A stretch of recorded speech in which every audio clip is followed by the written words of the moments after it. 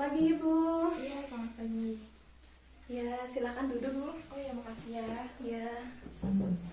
Perkenalkan, saya Syafira selaku ahli gizi di rumah sakit ini. Oh iya. Nah, sebelumnya Ibu kesini dengan siapa ya tadi? Oh, saya sendirian, Mbak. Oh, memang Ibu rumahnya di mana Bu? Rumah saya di daerah Pudak Payung. Oh, cukup jauh ya Bu ya dari rumah sakit ini. Oh iya, tapi kebetulan saya kan pakai kendaraan pribadi, jadi nggak masalah sih. Oh gitu, oke. Sebelumnya ini dengan Ibu siapa? Oh, perkenalkan, nama saya Bu Aya. Oke, Bu Aya, dan bisa saya bantu di sini? Jadi begini, minggu lalu itu saya melakukan pemeriksaan laboratorium, kemudian untuk minggu ini adalah jadwal pembacaan hasilnya. Nah, setelah tadi pembacaan hasil oleh dokter, saya langsung dirujuk ke ahli gizi di rumah sakit ini. Oh, berarti baru saja dari dokter ya Bu ya? Iya, benar. Untuk hasil dari pengukurannya tadi bisa saya lihat Bu? Oh iya, terlampir kok di file yang ini tadi. Oh, sudah di sini ya Bu ya? Iya, benar. Oke, jadi sebelumnya di sini saya akan menjelaskan mengenai proses konseling ini. Jadi konseling ini bertujuan untuk membantu Ibu mengenali dan menyelesaikan masalah gizi yang sedang Ibu hadapi saat ini. Oh iya. Kemudian nanti kita akan membuat kesepakatan bersama.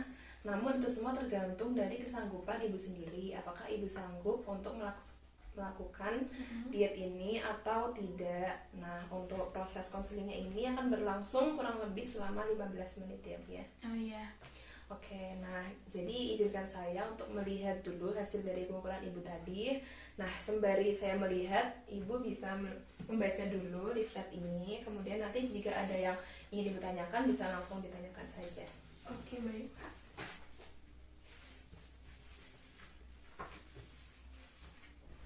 Oke, jadi di sini dari hasil pemeriksaan laboratorium Ibu ini tertulis bahwa hasil CD4 Ibu 27 sel per mikroliter ya Bu ya.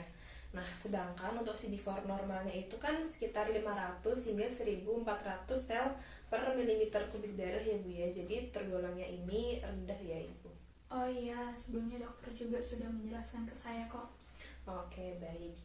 Nah, sekarang saya akan menanyakan mengenai riwayat makan Ibu di rumah selama 2 bulan terakhir ya Bu ya.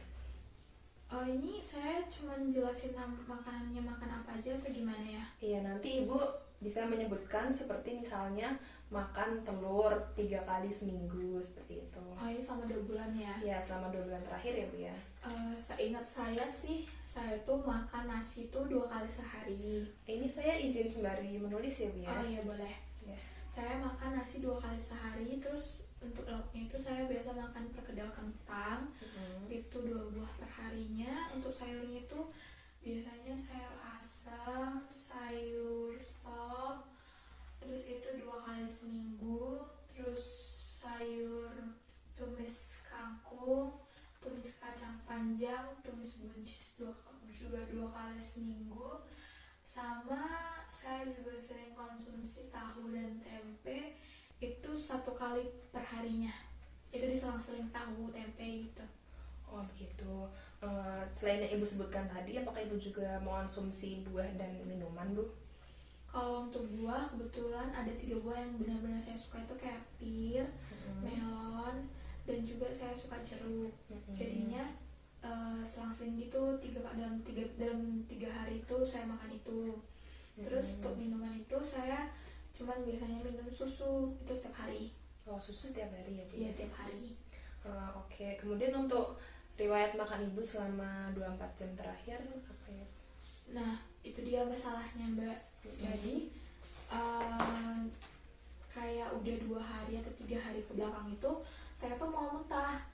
Jadinya kayak saya coba tuh makan yang kayak biasa gitu, nasi telur atau nasi tempe, ternyata nggak bisa. Jadi karena mau muntah itu saya cuma bisa makan bubur sumsum, karena kan kebetulan bener-bener teksturnya itu bisa langsung telan gitu ya Mbak. Jadi dan aromanya juga nggak terlalu gimana-gimana, jadi saya bisa langsung makan. Oh begitu ya Bu ya. Jadi hanya bisa mengonsumsi bubur sumsum saja ya Bu ya. Oke.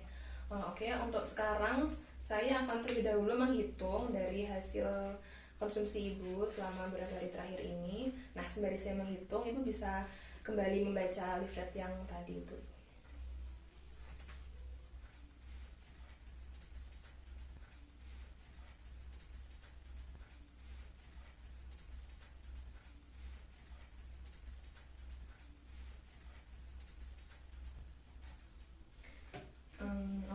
sekarang saya sudah selesai menghitung Bu. Nah kemudian saya ingin menanyakan mengenai keluhan yang Ibu rasakan selama ini apa saja ya Bu? Oh iya, saya tuh selama 1 tahun ini batuk terus. Tapi batuknya bukan kayak batuk yang biasa, karena batuknya berdarah. Terus pas batuk itu tenggorokan saya benar-benar sakit, terus nyeri, apalagi waktu menelan tuh nyeri banget. Terus bikin suara saya juga kadang-kadang jadi serak. Gitu Bu. Kemudian ada yang lain lagi Bu? Kadang saya juga sesak nafas. Nah, sesak nafas itu kayak aneh diikuti demam, apalagi kalau sore-sore. Sama selama 4 bulan terakhir ini, yang anehnya tuh saya selalu diare. Kayak hilang timbul, nggak yang dalam suatu hari diare terus enggak, tapi hilang timbul gitu sih Mbak. Oh begitu. Kemudian ada keluhan lainnya lagi Bu? Sama yang terakhir, 6 bulan terakhir ini, di ujung mulut saya ini kayak luka gitu Mbak, putih-putih. Tapi kebetulan sekarang tuh lagi nggak ada karena sering hilang timbul gitu. Oh oke. Gitu ya Bu. Oke, jadi saya coba simpulkan ya Bu. Jadi dari masalah Ibu tadi, Ibu ini setahun terakhir ini sering batuk-batuk, kadang batuknya itu berdarah. Kemudian juga sering sesak nafas dan demam, terutama di sore hari. Ya, kemudian untuk 4 bulan terakhir ini sering diare dan ada luka di mulut yang hilang timbul sejak 6 bulan yang lalu. Kemudian untuk beberapa hari terakhir ini Ibu juga sering mual muntah sehingga konsumsi makanannya itu sedikit ya Bu ya. Iya benar. Oke, nah jadi berdasarkan keluhan yang Ibu rasakan ini dan hasil dari pengukuran biokimia tadi, Ibu ini didiagnosa menderita tuberkulosis dan HIV ya Bu ya? Iya Mbak, sebenarnya juga saya sudah tahu dari yang dokter bilang tadi. Sebenarnya di sini saya juga bukan sedikit sih, benar-benar menyesal karena saya pernah melakukan hubungan seksual. Jadi saya merasa permasalahan ini ditimbulkan dari kelakuan saya yang sebelumnya itu. Gitu, tidak apa Bu, Ibu tidak perlu terlalu bersedih ya Bu ya. Oke. Jadi berdasarkan hasil riwayat asupan makan Ibu tadi yang sudah saya hitung, konsumsi energi Ibu ini tergolong kurang ya Bu ya, karena Ibu ini terlalu banyak mengonsumsi sayur-sayuran dibandingkan untuk karbohidratnya. Nah, sedangkan untuk sumber lemaknya itu lebih banyak dari tahu, tempe, dan susu ya Bu ya. Iya benar. Nah, untuk konsumsi sayur dan buahnya sendiri Ibu ini sudah bagus, tolong tetap dipertahankan ya Bu ya. Nah, untuk itu Ibu ini perlu mengonsumsi makanan tinggi kalori dan lemak yang cukup. Nah, untuk itu agar seimbang ini saya menyarankan untuk mengonsumsi porsi isi piringku. Nah, untuk isi piringku sendiri apakah Ibu sudah tahu sebelumnya? Belum Mbak. Oke, jadi saya akan menjelaskan sedikit ya Bu mengenai isi piringku. Iya. Nah, jadi seperti ini porsi isi piringku ini. Jadi dalam 1 kali makan, Ibu ini mengonsumsi 3/4 dari setengah piringnya itu makanan pokok Bu. Bisa berupa nasi, kentang, atau umbi-umbian. Kemudian sepertiganya lagi ada lauk pauk. Nah, kemudian setengah piring satunya itu 3/4-nya itu sayuran, dan 1/3-nya itu buah-buahan. Nah, untuk sayuran dan buahnya sendiri itu terserah Ibu doyannya apa, nah itu bisa. Nah, dalam 1 kali makan ini kalau bisa ini porsinya tuh seperti ini Bu, agar makanan Ibu konsumsi itu seimbang. Nah, kemudian untuk lauk pauknya ini bisa untuk protein nabatinya itu tahu, tempe, atau kacang-kacangan. Seperti tadi Ibu sudah bagus, sudah rajin mengonsumsi tahu, tempe. Kemudian untuk protein hewaninya itu bisa seperti mengonsumsi daging sapi seperti itu Bu. Harus daging sapi ya Mbak, soalnya kan kebetulan daging sapi mahal juga dan nggak terlalu suka sih. Oh, tidak harus Bu. Ibu doyan daging ayam atau ikan seperti itu tidak? Kalau daging ayam sih sering, tapi kalau untuk ikan mungkin cukup jarang, tapi pernah. Karena kan cukup susah juga ya dapat ikan di sini. Oh iya, nah itu bisa Bu dengan mengonsumsi daging ayam atau diseling daging ikan juga. Jadi tidak harus daging sapi juga sih Bu, semampunya Ibu gitu. Baik. Oke. Nah, kemudian saran saya, ini kan karena ibu diare ya bu, sering. Nah sebaiknya tuh ibu mengurangi mengonsumsi lemak dan laktosa seperti itu. Lemak maksudnya makanan yang digoreng-gorengnya atau gorengan gitu? Iya, jadi kalau bisa dikurangi bu. Jadi ibu ini tidak harus benar-benar tidak makan yang digoreng, namun bisa sedikit-sedikit mengurangi seperti itu. Terus yang Mbak bilang tadi apa, laktosa ya? Iya, benar. Di makanan kayak apa ya? Nah, jadi kan ibu ini rutin ya bu ya setiap hari mengonsumsi susu sapi, Iya, benar? benar. Nah, itu bisa bu diganti dengan susu kedelai. Nah, ibu sendiri doyan tidak dengan susu kedelai? Bisa sih Mbak, saya coba minum jadinya susu kedelai biar nggak diare kan ya? Iya, benar. Iya, jadi bisa ya bu ya diganti. Iya bisa. Oke, nah ibu ini kan juga modern mentah nih. Untuk menghindarinya itu bisa dengan tidak makan makanan yang berbau tajam seperti itu bu, karena kan bisa memicu mual itu sendiri kan Oh, ya. iya. Nah iya. Kemudian bisa juga dengan mengonsumsi makanan yang porsinya kecil namun sering bu. Maksudnya porsi kecil sering itu gimana ya? Jadi misalnya ibu ini makan cukup setengah dari porsi makan yang biasanya, tapi itu sering bu. Jadi misalnya ibu hanya makan 3 kali sehari, bisa ditingkatkan menjadi 5 hingga 6 kali sehari. Kemudian juga bisa ditambahkan makanan selingan seperti itu. Makanan selingannya misalnya gimana Mbak?